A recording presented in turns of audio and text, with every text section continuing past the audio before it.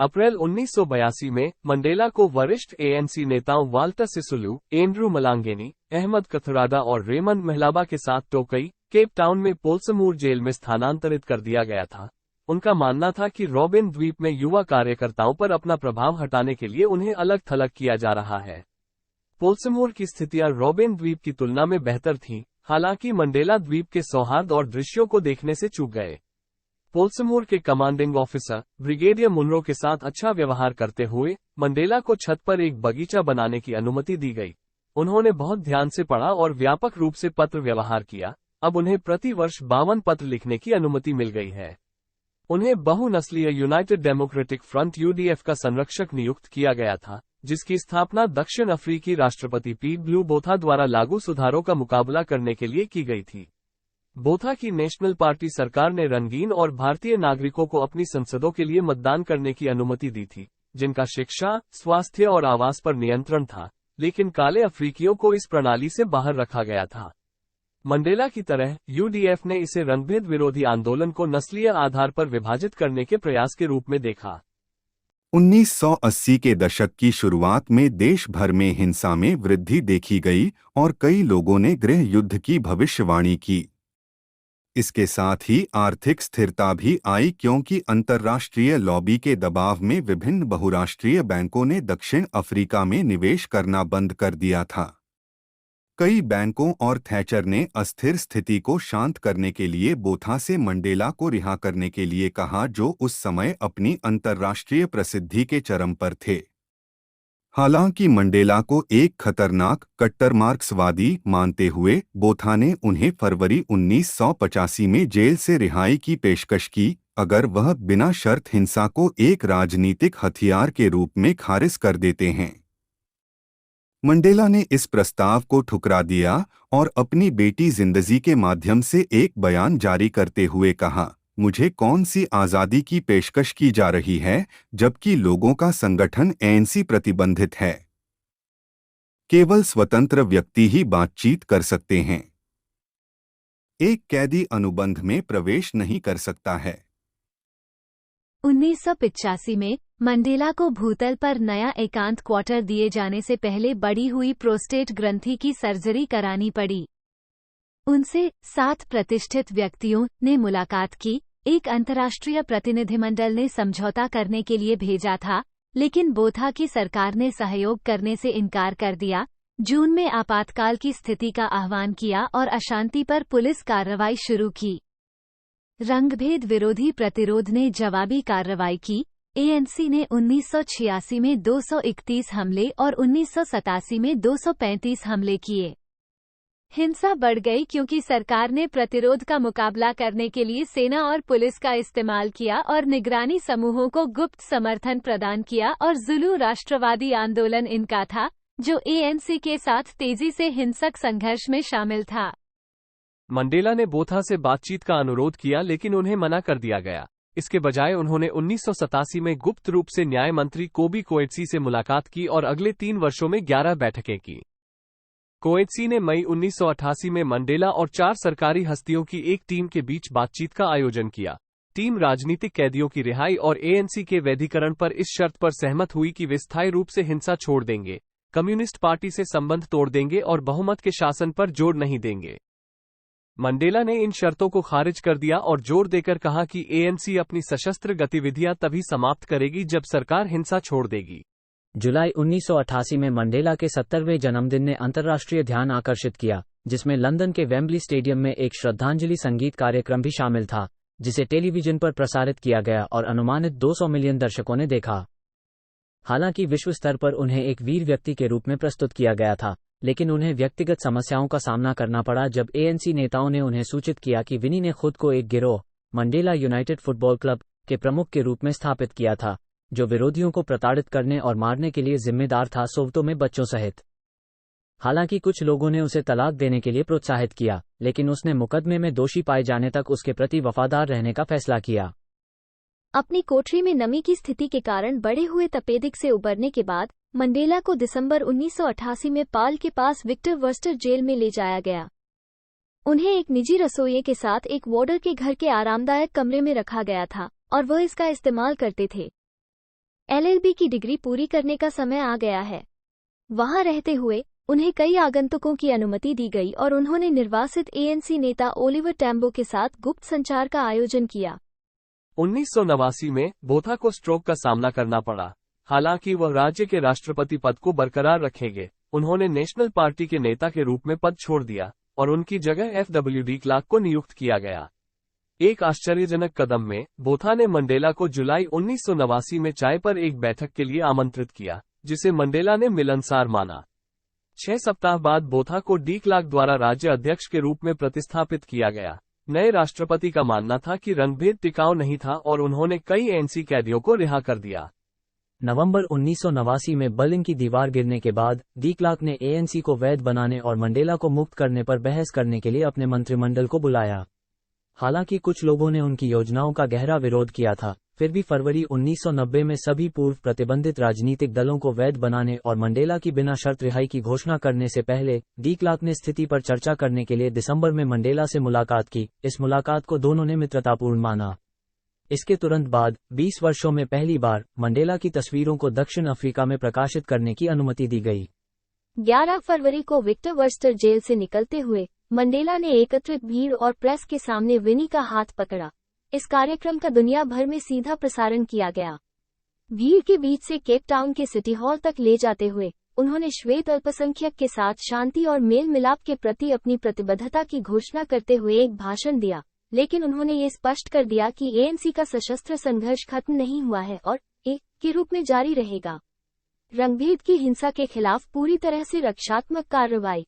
उन्होंने आशा व्यक्त की कि सरकार बातचीत के लिए सहमत होगी ताकि अब सशस्त्र संघर्ष की आवश्यकता न हो, और जोर देकर कहा कि उनका मुख्य ध्यान काले बहुमत के लिए शांति लाना और उन्हें राष्ट्रीय मतदान का अधिकार देना है। और स्थानीय चुनाव। टूटू के घर पर रहकर अगले दिनों में मंडेला ने दोस्तों, कार्यकर्ताओं और प्रेस से मुलाकात की। जोहान्सबर्ग के FNB स्टेडियम में अनुमानित 100,000 लोगों को भाषण दिया। मंडेला अफ्रीकी दौरे पर आगे बढ़े। जाम्बिया, जिम्बाब्वे, नामीबिया, लीबिया और अल्जीरिया में समर्थकों और राजनेताओं से मिले और स्वीडन चले गए, जहां वह टैम्बो के साथ फिर से मिले, और लंदन, जहां वह Nelson Mandela an international tribute for a में दिखाई दिए। वेम्बली स्टेडियम में निःशुल्क दक्षिण अफ्रीका संगीत कार्यक्रम। रंगभेदी सरकार के खिलाफ प्रतिबंधों का समर्थन करने के लिए विदेशी देशों को प्रोत्साहित करते हुए उन्होंने फ्रांस में राष्ट्रपति फ्रांकोइस मिटरैंड, वेटिकन में पोप जॉन पॉल द्वितीय और यूनाइटेड किंगडम में थेचर से मुलाकात की। संयुक्त राज्य अमेरिका में उन्होंने राष्ट्रपति जॉर्ज H.W. बुश से मुलाकात की, कांग्रेस के दोनों सदनों को संबोधित किया और 8 शहरों का दौरा किया, जो अफ्रीकी अमेरिकी समुदाय के बीच विशेष रूप से लोकप्रिय थे। क्यूबा में उनकी राष्ट्रपति कास्त्रो से दोस्ती हो गई, जिनके वे लंबे समय से प्रशंसक थे। उन्होंने भारत में राष्ट्रपति R. वेंकटरमन, इंडोनेशिया में राष्ट्रपति सुहार्तो, मलेशिया में प्रधानमंत्री महाथिर मोहम्मद और ऑस्ट्रेलिया में प्रधानमंत्री बॉब हॉक से मुलाकात की। उन्होंने जापान का दौरा किया, लेकिन सोवियत संघ का नहीं, जो लंबे समय से ANC समर्थक थे। मई 1990 में मंडेला ने 11 अफ्रीकी पुरुषों के एक सरकारी प्रतिनिधिमंडल के साथ प्रारंभिक वार्ता में एक बहुजातीय ANC प्रतिनिधिमंडल का नेतृत्व किया। मंडेला ने अफ्रीकानेर के इतिहास पर अपनी चर्चाओं से उन्हें प्रभावित किया और बातचीत के परिणामस्वरूप ग्रूट शूर मिनट हुआ, जिसमें सरकार ने आपातकाल की स्थिति हटा दी। अगस्त में मंडेला ने ANC के गंभीर सैन्य नुकसान को पहचानते हुए युद्धविराम प्रिटोरिया मिनट की पेशकश की, जिसके लिए M के कार्यकर्ताओं द्वारा उनकी व्यापक रूप से आलोचना की गई। उन्होंने ANC को एकजुट करने और बनाने की कोशिश में काफी समय बिताया। दिसंबर में जोहान्सबर्ग सम्मेलन में 1600 प्रतिनिधियों ने भाग लिया, जिनमें से कई ने उन्हें अपेक्षा से अधिक उदारवादी पाया। डरबन में ANC के जुलाई 1991 के राष्ट्रीय सम्मेलन में मंडेला ने स्वीकार किया कि पार्टी में खामियां थी और बहुमत शासन हासिल करने के लिए मजबूत और अच्छी तरह से तैयार टास्क फोर्स बनाने के अपने लक्ष्य की घोषणा की। सम्मेलन में उन्हें बीमार टैम्बो की जगह ANC अध्यक्ष चुना गया और 50 मजबूत बहुजातीय मिश्रित लिंग वाली राष्ट्रीय कार्यकारिणी चुनी गई। मंडेला को जोहान्सबर्ग के शेल हाउस में नए खरीदे गए एएनसी मुख्यालय में एक कार्यालय दिया गया और वे विनी के बड़े सोवतो घर में चले गए।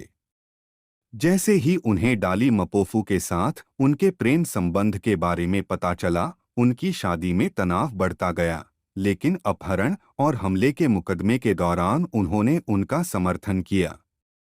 उन्होंने दक्षिणी अफ्रीका के लिए अंतर्राष्ट्रीय रक्षा और सहायता कोष और लीबिया के नेता मुअम्मर गद्दाफी से अपनी रक्षा के लिए धन प्राप्त किया, लेकिन जून 1991 में उन्हें दोषी पाया गया और 6 साल की जेल की सजा सुनाई गई, अपील पर घटाकर 2 साल कर दी गई।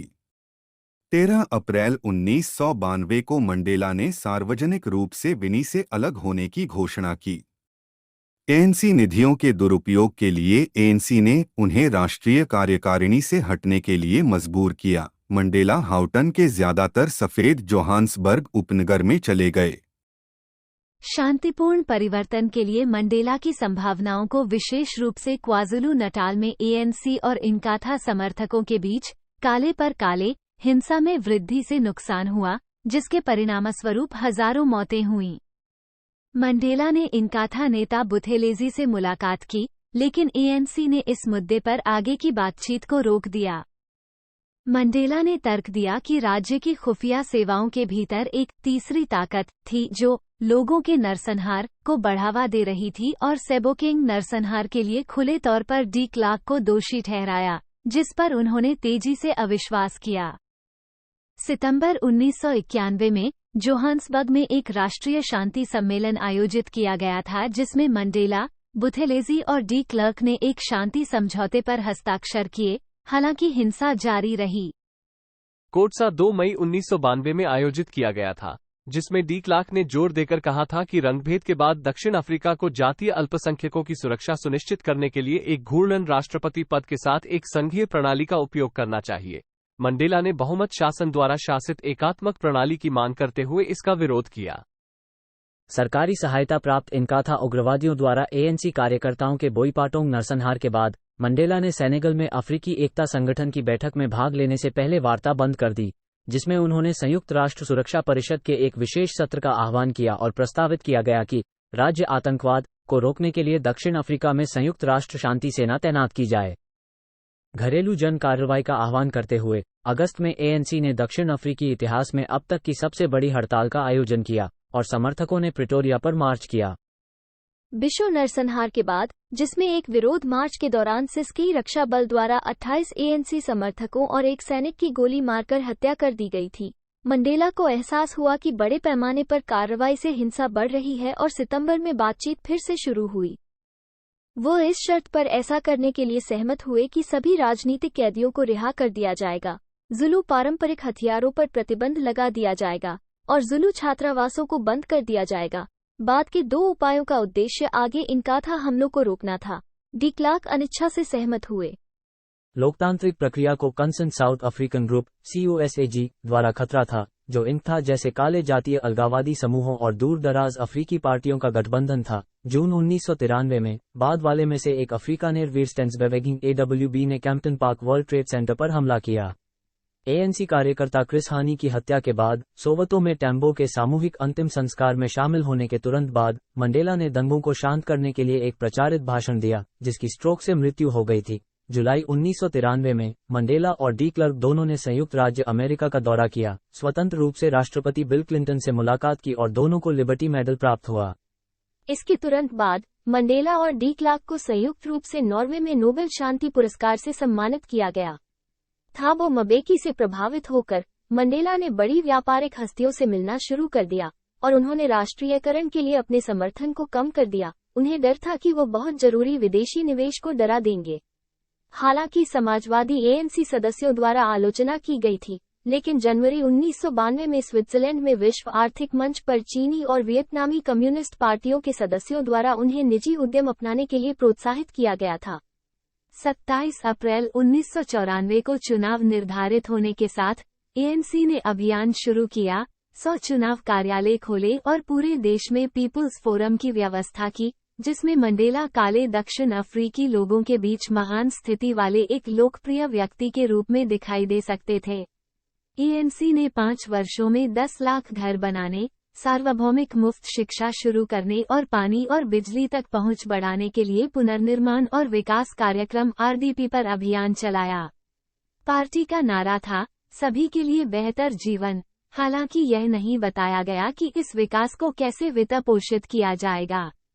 वीकली मेल और न्यू नेशन के अपवाद के साथ दक्षिण अफ्रीका की प्रेस ने राष्ट्रीय या डेमोक्रेटिक पार्टी का समर्थन करने के बजाय जातीय संघर्ष जारी रहने के डर से मंडेला के चुनाव का विरोध किया।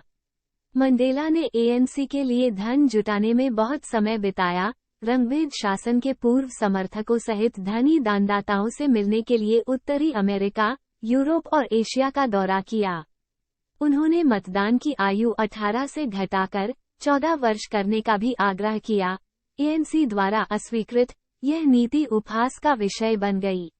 चिंतित हैं कि COSAG चुनाव को कमजोर कर देगा, विशेष रूप से बोफोत्सवाना और शेल हाउस नरसंहार में संघर्ष के मद्देनजर क्रमशः AWB और इम्था से जुड़ी हिंसा की घटनाएं। मंडेला ने अफ्रीकी राजनेताओं और जनरलों से मुलाकात की, जिनमें पीवग्लू बोथा, पिक बोथा और कॉन्स्टेंट शामिल थे।